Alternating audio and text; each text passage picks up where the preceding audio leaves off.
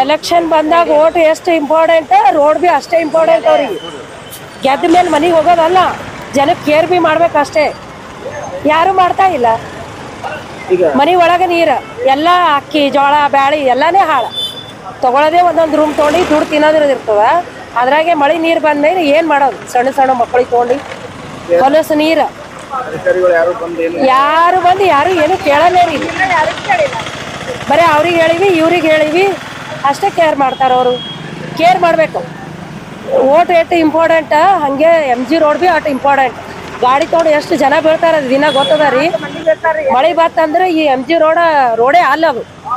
ಅಷ್ಟು ಪ್ರಾಬ್ಲಮ್ ಅದ. ನಾಲಿ ನೀರು ಚೀಲ ಗಂಟ್ಲೆ ಕಸ ಹೊತ್ಕೊಂಡ್ ಬರ್ತಾವ. ಇಲ್ಲೇ ಓಡಾಡ್ತೀವ್ರಿ. MG ರೋಡಿಗೆ ಓಡಾಡ್ಬೇಕು. ಮನಿ ಬಿ ಇಲ್ಲೇ ಅದ, ಅಂಗಡಿ ಬಿ ಇಲ್ಲೇ ಅದ. ಎಲ್ಲ ನಮ್ಮ ಮಕ್ಕಳು ಆಯ್ತು, ಮಂದಿ ಮಕ್ಕಳು ಆಯ್ತು, ಜಾಬಿಗೆ ಹೋಗೋರು, ವಯಸ್ಸಾದವರು ಈಗ ಅಂಗಡಿಗಂತೂ ಬರ್ತಾರ. ಎದಕ್ಕಾರ ಬರ್ತಿರ್ತಾರೆ ಇಲ್ಲ, ಅವರು ಖಾಲಿ ಜಾರ್ ಬೀಳ ಟ್ಯಾಗ್ ಯಾವ್ದದನು ರೋಡ್ ಯಾವ್ದು ಗೊತ್ತಾಗಂಗಿಲ್ಲ.